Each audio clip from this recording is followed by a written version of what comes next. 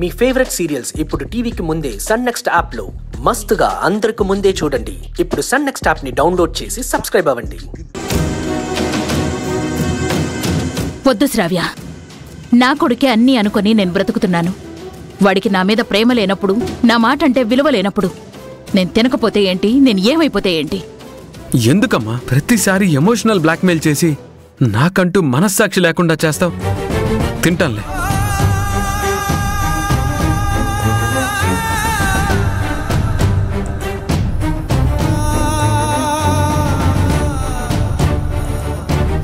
వడ్డించు.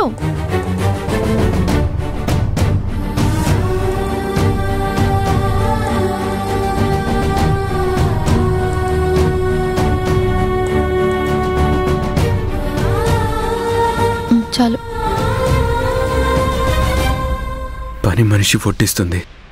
శ్రావ్య పరాయి మనిషిలా కూర్చొని తినాలనుకుంటుందే తప్ప నాకు వడ్డించాలని ఆలోచించట్లేదు. జ్యోతి అలా కాదు, కొసరి కొసరి ప్రేమగా వడ్డిస్తుంది. ఇదే జ్యోతికి శ్రావ్యకి ఉన్న తేడా.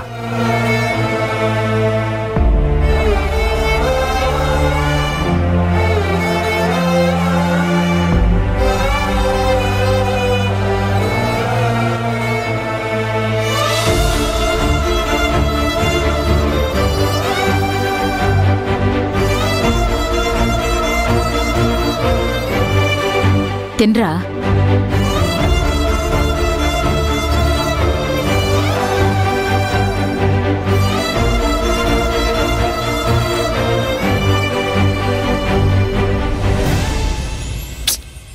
తినకుండా ఏం ఆలోచిస్తున్నావు రాజీవ్?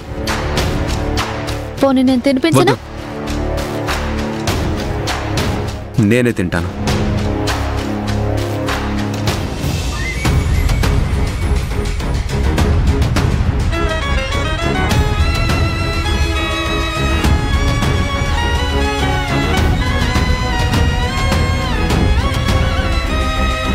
మన బంధానికి గ్రహణం పట్టింది జ్యోతి.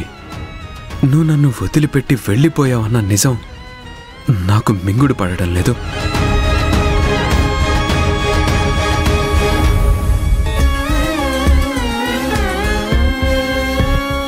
ఏంట్రా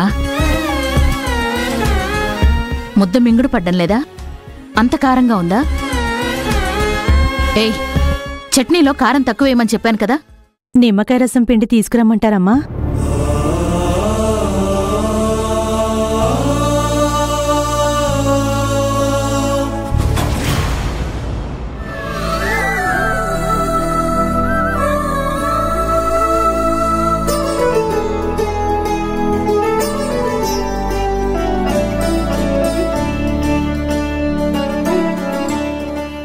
నమస్కారం మేడం. బాబు, ఈ మేడం పేరు దుర్గా. నమస్తే మేడం. నిజాయితీకి మారు పేరు. బ్రహ్మరాంబిక గారి కోడలు. అనాథాశ్రమానికి సంబంధించిన అకౌంట్స్ అన్నీ వీరే చూసుకుంటారు. నిజాయితీయే మనం పోయాక కూడా మన పేరు నిలబడుతుంది. మేనేజర్ గారు, ఒకరిని మోసం చేసి మనం సాధించేదేముంది? ఇంతకీ వీరెవరు? నా పేరు కిషోర్ అండి. మా అమ్మకి ఇక్కడ బ్రహ్మరాంబిక గారి ఆధ్వర్యంలో ట్రీట్మెంట్ చేయించాను. దానికి బాగైంది. అలాగా, నిలబడి మాట్లాడుతున్నారు, కూర్చోండి. పర్వాలేదండి. మిమ్మల్ని బ్రహ్మరాంబిక గారిని చూసిన తర్వాత నాకు ఒక విషయం అర్థమైంది. ఏమర్థమైంది? ఈ అనాథాశ్రమంలో మంచితనం అనే ఒక ఔషధం ఉంది. ప్రేమ అనే స్వచ్ఛమైన గాలి వేస్తుంది. అందుకే ఇక్కడ ఉన్న వాళ్ళందరూ సంతోషంగా ఉన్నారు. చికిత్స కోసం వచ్చే వాళ్ళకి రోగం కుదుట పడుతుంది. అంతా మీ అభిమానం అండి. మా అమ్మకి నయమైన సంతోషంలో అనాథాశ్రమానికి 10 లక్షలు డొనేషన్ ఇద్దామనుకుంటున్నాను.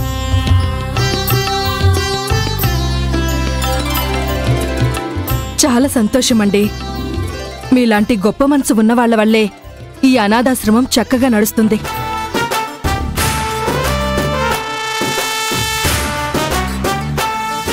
మంచితనం ఔషధం కాదురా, మంచితనాన్ని అడ్డు పెట్టుకొని మోసం చేయటం నా ఆయుధం. ఈ చెక్ తీసుకోండి మేడం.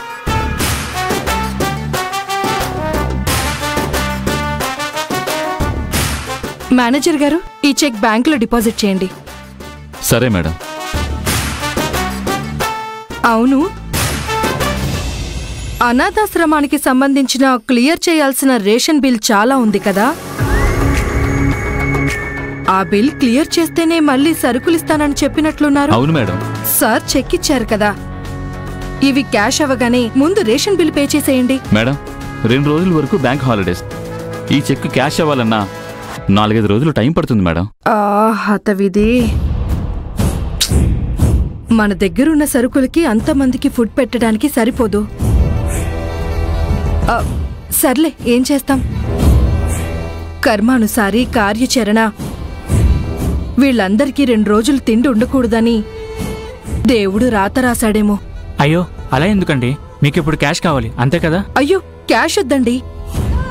ఇక్కడ ప్రతిదీ అకౌంటబిలిటీ ఉంటుంది. ఒక పని చేయండి, రేషన్ అతని అకౌంట్ డీటెయిల్స్ ఇస్తాను. ఆ అకౌంట్కి ఆన్లైన్ ట్రాన్స్ఫర్ చేయండి. అప్పుడు లెక్క కరెక్ట్గా ఉంటుంది. సరే, డీటెయిల్స్ ఇవ్వండి. మేనేజర్ గారు, Yes, madam. చెక్ సార్కి ఇవ్వండి. సరే మేడం.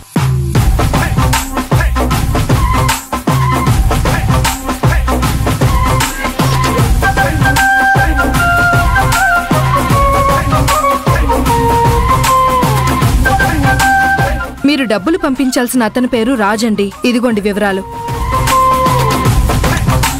10 లక్షలు ఆర్టీజీఎస్ ద్వారా చేస్తాను. గంటలో అతని అకౌంట్కి అమౌంట్ ట్రాన్స్ఫర్ అయిపోతుంది. చాలా థ్యాంక్స్ అండి. ఈ అనాథాశ్రమంలో ఉండే వాళ్ళందరూ 2 రోజులు తిండికి మాడకుండా కాపాడారు. మీ పేరు చెప్పుకొని అందరూ 3 నెలలు తృప్తిగా భోంచేస్తారు. సరేనండి, నేను బయలుదేరుతాను. మంచిదండి.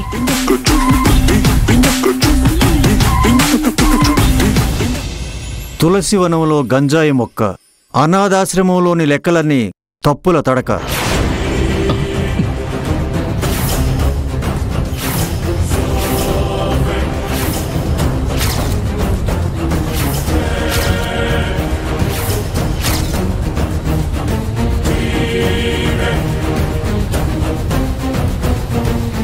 ఏంటా మాటలు? భార్య గురించి అలా అనొచ్చా?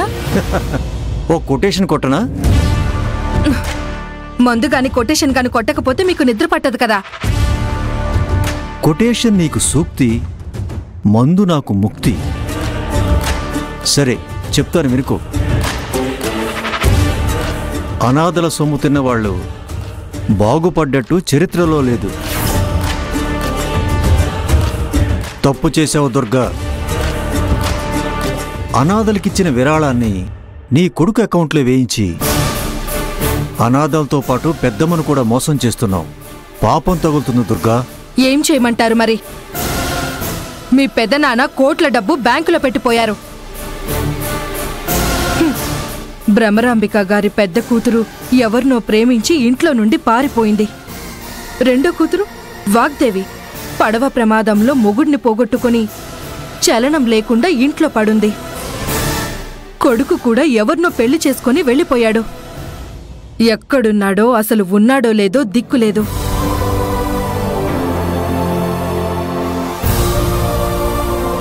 వీళ్ళకి ఎవరూ లేని టైంలో మనం వచ్చి భ్రమరాంబిక గారికి అనాథాశ్రమానికి అండగా ఉన్నాం. మనం చేస్తున్న సర్వీస్కి మనకిస్తున్నది 25,000. మనం ఎలా బతకాలి మరి? అయినా బియ్యం బస్తాల నుండి నేను తీసుకుంటున్నది 4 వడ్ల గింజలంతే. ఆ మాత్రం దానికే పాపం తగులుతుందా?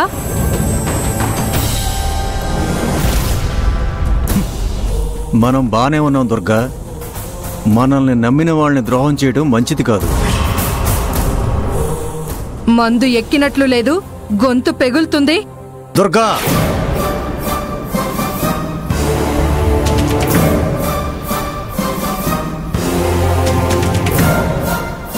మందు పడితే మాట్లాడకూడదు. అలాంటి మందు తీసుకురా.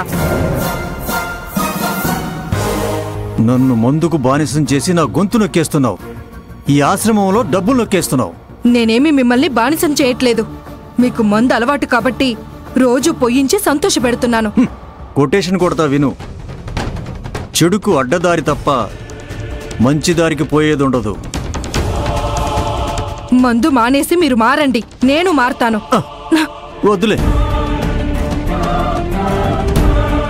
ఎవరి మెడ ఎలా వంచాలో నాకు బాగా తెలుసు. మంచితనాన్ని అడ్డు పెట్టుకొని ఎలా బాగుపడాలో నాకు బాగా తెలుసు.